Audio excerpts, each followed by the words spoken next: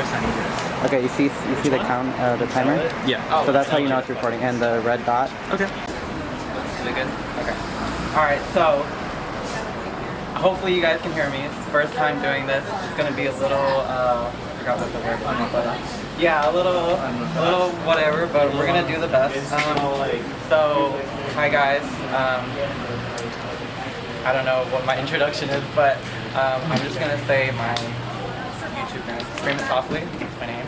I just want you guys to just say what your name is and what you do in the band. Yeah, I'm XZYLO, and I'm the singer of Spirit Leaves. Steven, play guitar. And I'm Gio, and I play guitar for Spirit Leaves. Alright, so this is 1/3, wait no, Yeah, 3/4. 3/4 of Spirit Leaves. 3/4 of Spirit Leaves, okay. And I'm drummer's just, in the bathroom. Yeah, and I'm just gonna talk to them really quick. So, basically, first thing, so the music videos, I really loved all of them. And I saw that, I kind of got his Instagram, it's Herb. Yeah, Herb Maximo, yeah. Yeah, so can you tell me a little bit about him and like how that was like working with him, like doing a music video, like what was that like? Emmy-winning filmographer. That's the first thing you say is he had an Emmy. Herb basically was able to put our actual vision to life, and also was able to tell us what we could and could not do. And I think that was really the most important thing, because we have big grand ideas. And it turns out big grand ideas cost a lot of money to make. Yeah. And so we have to be realistic. Yeah. And so that's what a good director is, though. A good director is a problem solver, and he was able to solve all those problems, and we were able to do that. And I think the videos turned out great for what they were. And yeah, we're super stoked. We plan on keep working with him for a long time. So yeah. And like, was it like a long kind of work day? Like, what were the hours doing that? It's a 10-hour work day. Yeah, 10 hours. I think each one was 10. Yeah. It's a 10-hour work day. Yeah, Pulling Teeth was the hardest one to shoot because of the weather conditions. Hey, Kyle. Yeah. That's probably like my favorite one, like aesthetically. Yeah. That was the hardest one to do. I think Gio told me that you guys did that in the back of the friend's house, like a backyard. So it was a random person that Donnie just walked up, knocked on the door, and said, "Hey, can we shoot a music video in that spot?" And she miraculously said yes. Yeah, and it worked out. Yeah, we had to clean like the place out. That was like basically our payment, was we cleaned the whole place for her, but we had to do it, and there was no air conditioning, and it was like in the middle of summer. It was hard. Wait, so you cleaned this random person's house? Yes. It was a, Donnie's really good at just walking up to people. It was a hangar. It was Yeah, it was like a hangar. Yeah, it was like a wedding venue thing that had been like, it had just been sitting there for a long time. Oh, okay. Yeah. Yeah, because it gave me like kind of like almost like an area where you have a wedding. So it was just like a lot of greenery. Like I loved it. So bear with me, guys. First time doing interviews, so if it's awkward, You're all good. You're doing great. No worries. okay. Next question. So now that you guys are a signed band, right? In Vogue. Yeah. That's pretty awesome, right? So what is the difference between being like not a signed band and a signed band? Do you guys feel like there's a difference? Like, Yeah, there is. I mean, we've been able to put together an entire... perception-wise, things like that. Like, how do you guys? Oh, perception. I mean, yeah, probably. Like, how does it feel? It's weird. That's probably the best way I can describe it. Yeah. You would think it'd be like the coolest thing in the world, and like I think there is a part of it where like it first happens that like for like a day you're riding the high of like what happens, but then like after that it's like like everything kind of just becomes a little weird after that. You start talking to people that you've never talked to before that you never thought you would, and then you're like, at least that's my experience. And so life has just become really weird where I'm like, oh man. People just like come up to you and be like, hey. Well, it's more like right. Well, there's a little bit of that. No, fans are cool. Like that's always awesome. But like I'm talking like people actually in the industry. We get hit up by like other musicians and stuff that I'm like, what the fuck? Like you like our music? And that's like. Can you name anybody that may have like came up to you and like say, hey, like I mess with your music? Sorry about that. That's a little distracting. Please hold. Technical difficulties. Hello? It's the dog. It's the dog. Oh no. Oh no. Can you zoom in on that? I don't know how to zoom. It's a dog. Oh no. Should we just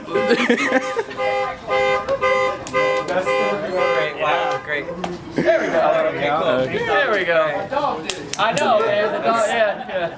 All right, so can you like maybe say name who, some who it people. was maybe that like came up to you, like in the industry? I know that You don't have to name them. we were in a session recently, and our producer told us that the lead singer of this band that we really like. I won't say that. Okay, yeah, you don't have to. Because honestly, I don't know what they said, so like I don't want to actually confirm the truthness of what happened. But yeah, That's cool, though. this guy in this bigger band than us, way bigger than us. Yeah, said that he really liked our music, and we were like, You guys hear that? Yeah. Some recognition from.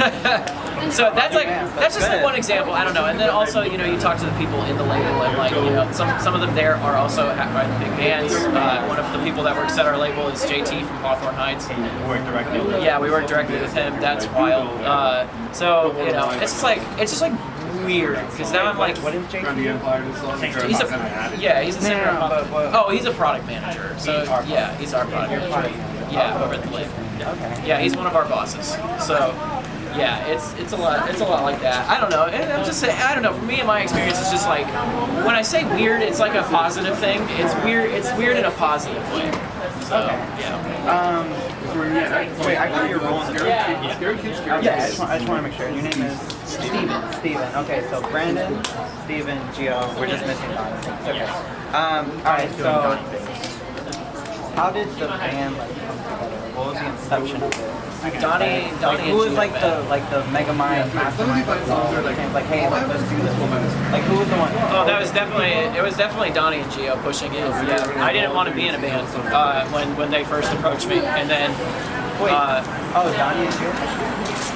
yeah, Donnie and Gio met up, and they instantly clicked, and then I met Gio through Donnie, and then we did a writing session together, but I was like having some personal stuff and all that, and I didn't want to be in a band at the moment and all that, but then eventually I got tricked into a rehearsal, and the rest is basically history. How did you get tricked? How was that? Donnie, out for drinks. yeah, we were going out for drinks, and then they started playing the song, and like I was like, damn, this shit's kind of good. And then that was kind of, so you liked their material that they were writing? Yeah, basically. Okay. Yeah. So you and Donnie had already been like previously like working together making material. Yeah. Well, kind of. So what kind of happened was I met Donnie because of Steven. We started jamming and we clicked. And then for a second I was like, you know what? Let me just hide into my room, write a little bit. And then like a month or two later, I'm like, hey, this is what I did. He seems to like it. And then he was like, let's bring XZYLO into it. That's why I tricked him into doing it. Yeah. And it just kind of worked out. Basically, I got tricked into it. Yeah. No, I needed it. To be honest. Drinks too, right? Yeah. Well, yeah. We did have drinks that night. We did have drinks that night. So yeah, it ended up working out. But no, it was yeah. No, honestly, like Donnie pulled me out of a personal situation. Yeah, got me back into music, to be honest. So, you know. And why didn't you want to band? Was there like? Oh yeah, it was just personal like stuff. I was dealing with some losses, you know, and all that stuff, and I just was like not. I don't know. I was sort of on the way out of music too. I just finished like college, and like I kind of just thought, okay, maybe it's time for me to get like, you know, a job in audio and doing that sort of stuff, but not like being in a band and doing music and whatnot. So I was exploring other options before the band came about, and now. Yeah, it feels kind of weird because it's like, why did I do that? So when did you get brought in? The last one. The last one. But you were always in line. Because I heard Donnie and you started, and then you brought him. So when did you come? No, Donnie told me that you were already in the project by the time that I got tricked into my thing. Yeah. We always had Steven. I guess I was, and I didn't know. Yeah. He was in it. He didn't even know it. I guess this is the first time I'm hearing that because I didn't know that you didn't know that. To be fair. Donnie just said that Steve was already in the band. Yeah. Oh, wait, so Donnie knew you? Yeah. Oh, he is. Yeah. We've all known each other for years. Actually, the only one that I didn't know previously in this band for years was Gio. Yeah. It's like me and him. Tried a new one. And then Steven and I have known each other. Yeah. And I've known Steven for like almost 10 years. Donnie for almost 10 years. Like yeah. Since we basically got the band together. yeah. So you didn't know him? Right? No, basically, yeah, not at all. Yeah. Oh, but Donnie was like, hey, I know someone. Yeah. Were you practicing singing at the time? Nope. No, I stopped really doing music altogether. So like I wasn't writing anything at that point, but I had only stopped for like a year.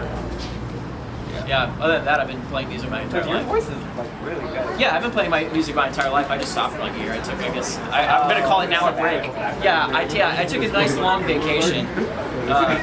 Yeah, and so that's kind of how it came to be.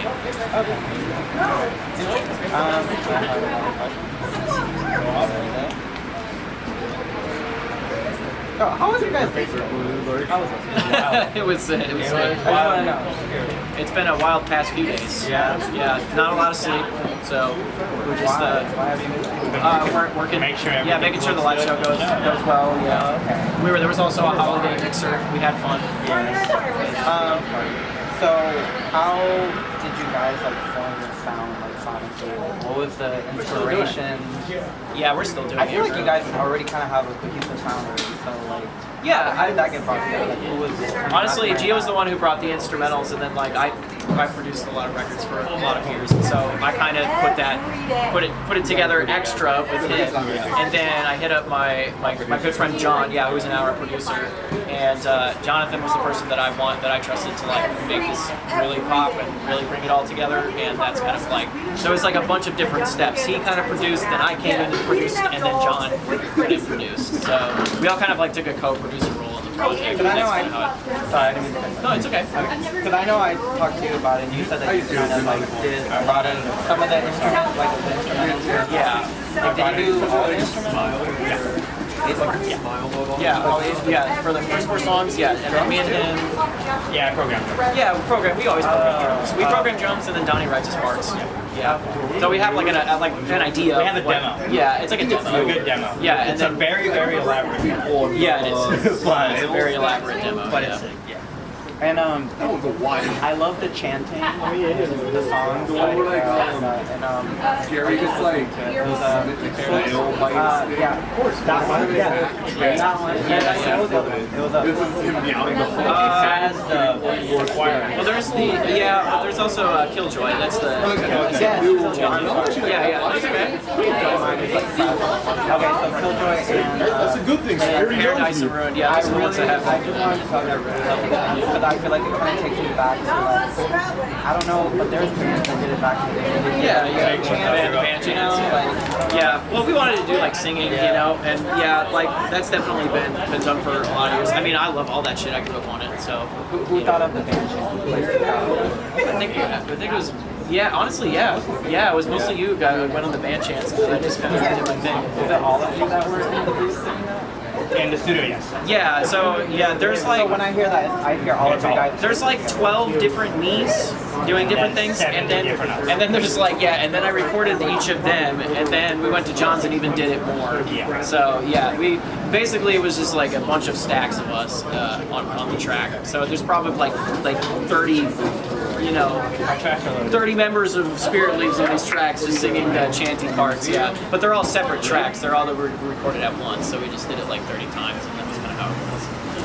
Because like you could do it in the room, but you could also just do it separately, and that's kind of what I did. Because I don't know, setting it up in the room and getting everybody's headphones set up is annoying when you could just do it one by one. Okay, and then I did talk to this about Gio before, but in Hollow, when you guys say living in this hell, sleeping by the well, I will never tell.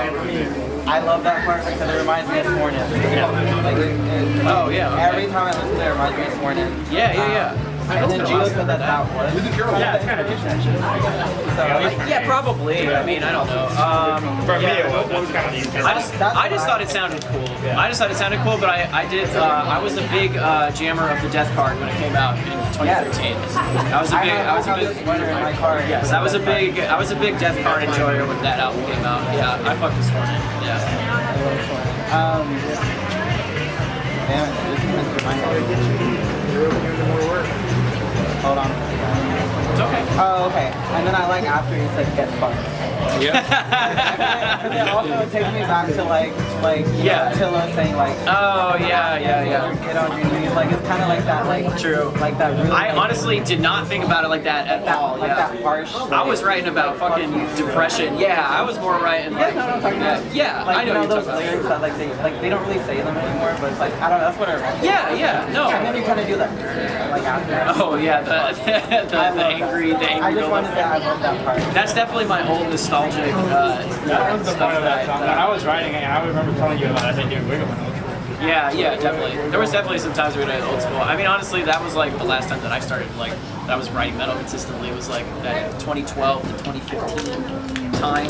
So, like, that was like kind of right off the heels of like a lot of that, like, late 2000s post-hardcore and hardcore stuff. So, yeah, that's all the stuff that I loved and grew up on. So, yeah, that's probably why that's all in there. I don't really think about it, I guess, like some of the ways that you're putting it, which is interesting. I mean, but yeah, but back it definitely that's cool. I love that. I like that. Because me and Jill are around the same age, Yeah. so like I think I know what I'm talking about. No, definitely. Yeah. No, I was just like writing about depression. Like that Get Fucked for me was just like a very like poignant Very way. little, Yeah. It's the beginning of the album. But saying it reminds you, but saying it reminds you of like, you know, old asking or like, yeah, Attila or something. Like, yeah, that makes sense to me. I didn't even think about it like that. Well, bring it to Yeah. how many more minutes do you guys want? I know it's about to be 7. Yeah, it's about to be 7. So. Can I ask one more question? Yes. Yeah. One more. Yeah. Alright, it's probably like gonna be one of my favorite ones. What was your guys' first like hardcore show or just local show? Like what was your experience? Like who was it? Do you remember? I remember mine. Oh God, I don't remember all the bands. It was a local show. I saw Mine was at a church. Yeah, at a church. Cool. At a church It was show, at like this a place. It was at this place called the Broadside in Fort Wayne, Indiana. And my friend, his name is Broadside was called? No. It was the venue was called Broadside. Yeah. I think that's what it was called. It was in Fort Wayne, and I had this friend Dustin who like got me into a lot of heavy music. He was like begging me to come to a local show, and his band happened to be playing one. So I went and I saw him. His band was The Day Is Ours. That was the band. I don't remember any of the other bands that played that night, but I remember going to that show. Loved it, and then went to plenty more shows after that. Actually, yeah. Oh, I would say the second show that I went to after that one was because I saw the Color Morale, and the Color Morale was like, yeah, I didn't even know who they were, and I saw them live, and I was like, holy fuck, this band's good. Yeah, this is back in the day. This is like, they just released their second record. It just released their second album. And I saw them live, and I was like, underrated band. Yeah, right. Yeah, I love them. Yeah, and I saw that, and I was like, okay, this band fucking rules, and like, I think this is the music that I want to play for forever. Yeah. And what about you? What was early on the show? I don't remember. Back in Puerto Rico. Oh. We're both didn't really get like touring bands. Okay. My first show was Mr. Brandon. That's kind of what he would just brought me on. My first big show was called Really? Really quick, mine. It was my brother. He was like 2 years older than me, and he always knew like all the like people that played in bands. And like in my high school, yeah. So he found me like, hey, my friend's playing in a band. Like let's go. It was at the church. It was really cool. Like, honestly, for some reason, I feel like church shows go up. No, they do. They do. Because it's like in a like smaller confined space. And also, it's they like, kind of it kind of feels like you're not allowed to do we're supposed it. to be worshiping the Lord. Yeah, but, like we're kind of going insane. Yeah, that was always the best. I always loved them. So that's pretty much it, guys. Again, this is Spirit Leaves. Check them out. YouTube, Spotify, iTunes. Yeah, all that stuff. Music, yeah. Bandcamp. Bandcamp. Yes, we are on Bandcamp. I asked that question on your live. I was asking a lot of Oh, questions. that's what that was. Okay, yes. I do know you now. Yes, okay, got it. So yeah, Spirit Leaves. Check them out. Thank you. Bye, guys. Thank you. All right. Very nice.